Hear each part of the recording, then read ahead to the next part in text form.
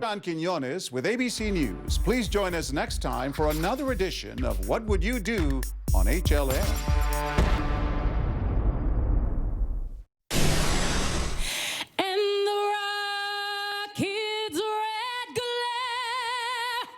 The bombs bursting in air gave proof through the night that a flag was still there. Tonight on the Showbiz Countdown, Super Sunday Shockers. Beyonce shuts it down, singing the national anthem a cappella at the Super Bowl news conference. But that wasn't her only shocker today. Will her showstopper top the Showbiz Countdown?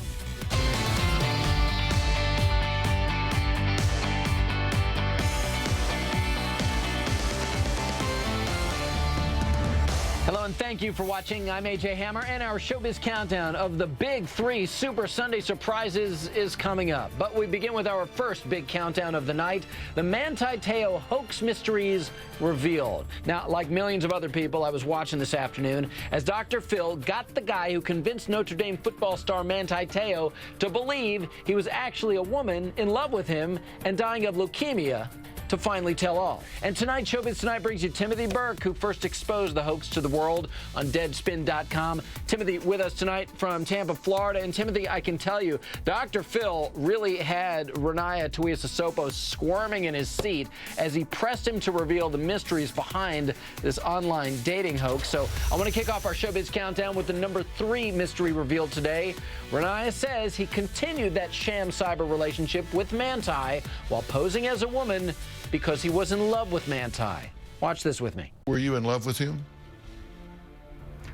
I mean, yeah, as twisted and as confusing as it may be, yeah. I mean, I cared for this person. I did all that I could to help this person become a better person, even though I wasn't getting nothing out of it. Of course, it's very shameful. Yeah, very shameful. Tim, when you guys broke the story over Deadspin, that was one big question that you had asked and everybody was wondering as well. Why did Renaya do it? So now that he pretty much says straight up he was in love with Manti, has that mystery been solved for you? Well, I think it's important to remember, AJ, that this is a compulsive liar who pretended to be another person for several years.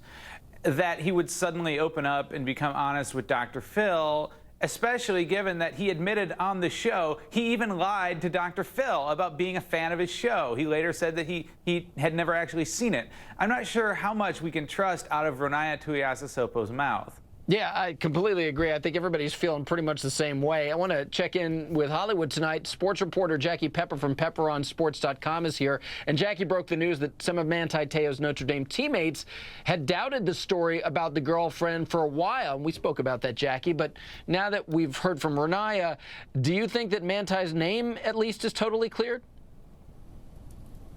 Oh, no, his name will never be cleared of this absolute debacle. This story is so ridiculous.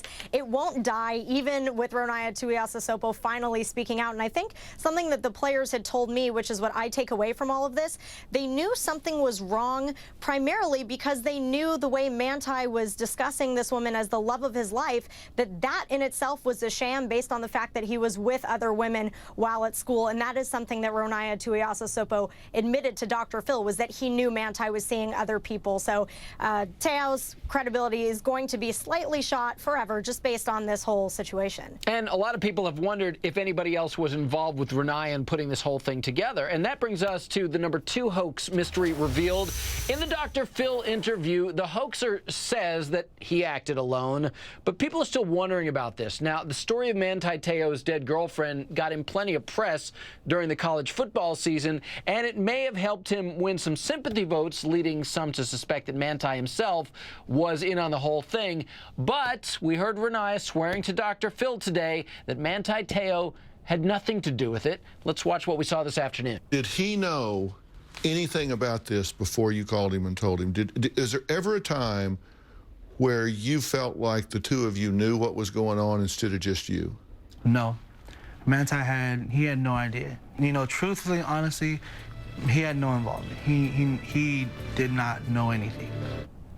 Okay, now, Tim, I know we're still working against the backdrop that you feel, how can we believe anything Renaya is saying? But you've always been skeptical of the claims that Manti was 100% innocent of any involvement with this hoax. In fact, you once said, and I love how you put it, that you were agnostic about it. So now that we've heard from Renaya and he has said that Manti is innocent, do you remain agnostic? Well, I'm still sort of looking into the Ronaya's claim that he acted alone, and because we've heard from multiple sources intimately familiar with the hoax who told us that he had at least one and sometimes two Confederates in executing this. So, you know, that alone really casts some doubt on anything that Renaya has to say about what Manti Te'o knew. Although the more that Manti Te'o talks, the more believable it gets that he might have actually somehow been suckered by this for so long. Yeah, I mean, Jackie, does that do anything for you? I know you don't feel that Manti is 100% innocent necessarily, but does this help his case at all in your mind?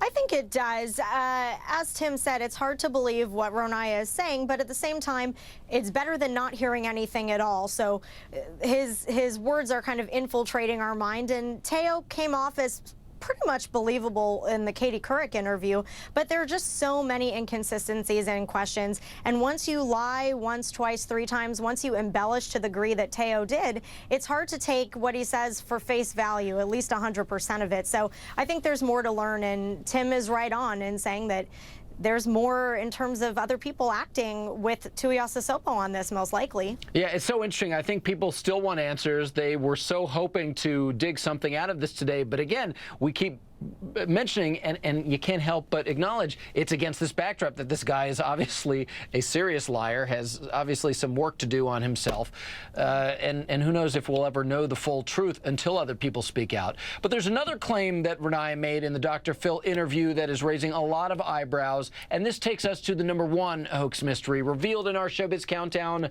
Was it really Renaya's voice in those mysterious voicemails? Hey, babe, I'm just calling to say goodnight.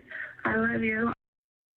Okay, now we're hearing the supposed girlfriend, the fictional girlfriend right there, but it's hard to imagine now that we've heard Renaya, it's the same person. When Manti Te'o appeared last week on Katie Couric, he brought along voicemails that he says his fake girlfriend left for him. Well, Renaya did claim today on Dr. Phil, yes, it was him. He was the one posing as the girlfriend, and it was his voice. But Dr. Phil confronted Renaya on his show today. He said that he had professionals actually compare the voice that was on those voicemails to Renaya's voice. And you got to watch what Dr. Phil said about their conclusion.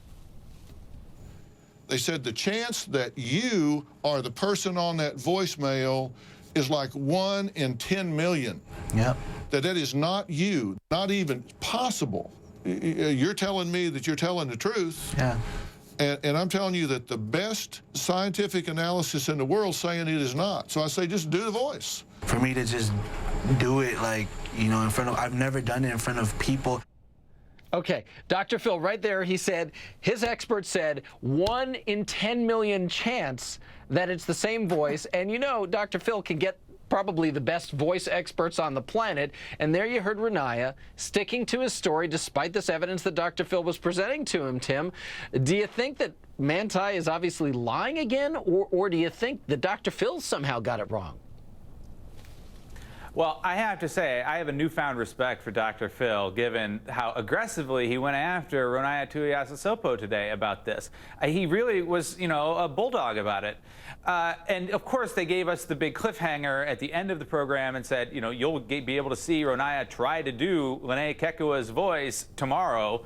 So we can't really say, but the way that Renaya was so, you know, the way he tried to avoid doing the voice for so long in the interviews, it just really casts a lot of doubt on that. And I think that Dr. Phil's probably onto something here. Well, here, it's going to be very interesting to see what happens on Dr. Phil's show tomorrow, because Dr. Phil didn't have to air that part of the interview today. And if it turns out that Renaya does the voice and it is him, thus proving Dr. Phil wrong, I would have imagined Dr. Phil wouldn't want to show that he was wrong. You know what I'm saying? I mean, Jackie, do you think that Dr. Phil is on the right side? side here?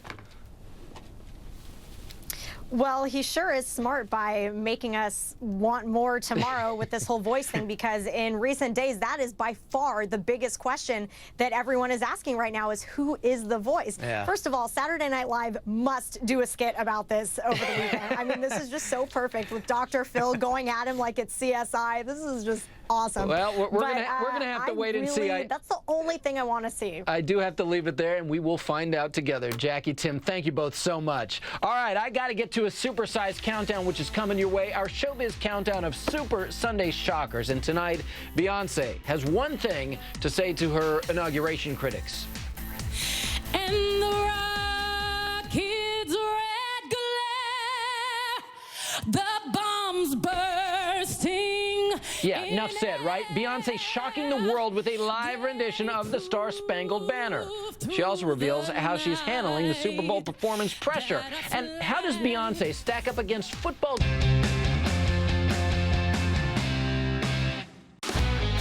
It takes a lot of courage to stand and say that, you know, to recover from, you know, homosexuality and this type of thing. Not just that, but coming back to your real life. As hard of a task it is, you know, I'm gonna do all that I can to live right.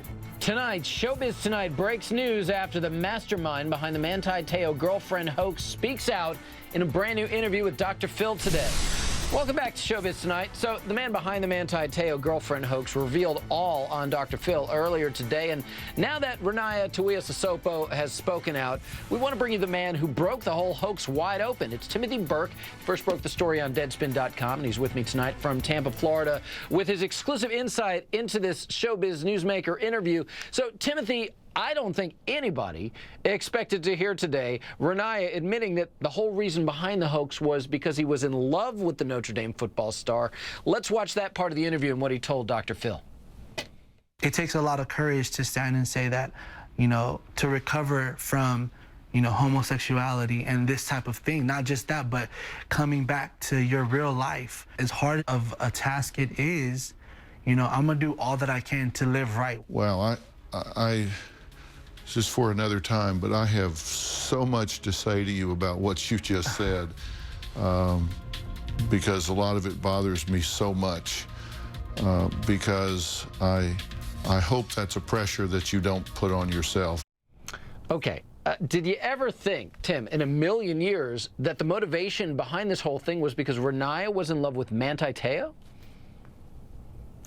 Well, that was always one of the few possibilities. After all, what kind of incentive would anybody have to maintain this hoax for years and dedicate so much of your life to it, unless, you know, there was the one thing that's, you know, goes beyond rational or logical action, and that's love. So we sort of thought about that. But what, you know, it really sort of surprised us was the revelation from Renaya, if you believe him, that it was actually Manti Te'o who originally reached out to Lene Kekua on Facebook and friended her, and that's how the whole thing sort of got started.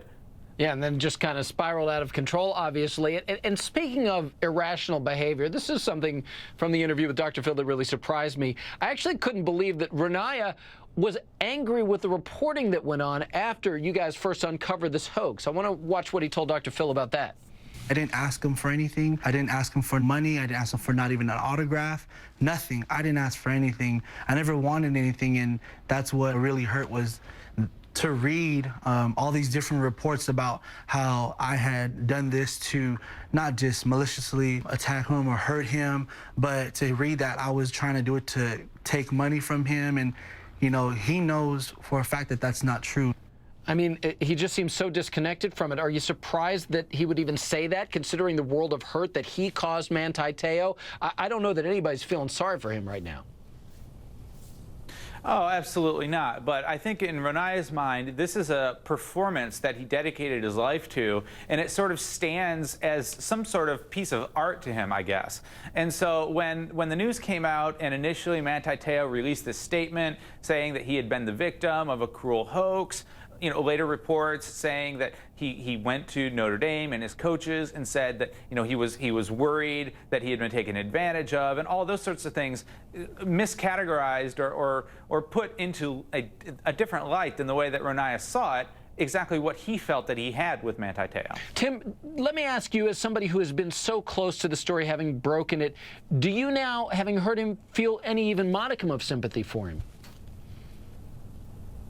Oh, I've felt some sympathy for him, I think, from the very beginning, because it's clear that, you know, he's placed in a situation, and especially with what he said about, you know, when he uses the phrase recovering from homosexuality, he's clearly, struggling with, you know, his personal identity, struggling with some mental health issues, but he's also clearly in a situation and in an environment, either because of where he is or because of his family, that's not accepting of who he feels that he is. And I don't think anybody, regardless of what they have done, should ever have to face that. Yeah, he's got a long road ahead of him for sure. Thanks for your insight, Tburke. I appreciate it. And I'm firing up another amazing Showbiz Newsmaker interview as we say goodbye to 30 Rock tonight. Trey, have you read any of these movie scripts yet? Yeah, read the one about a handsome genius who lied to two idiots about reading scripts. Is 30 Rock really over after 7 years? The final episode aired tonight. Fans are saying goodbye, and I have a great consolation for you. 30 Rock co-star Kevin Brown is right here tonight. This is SBT Showbiz.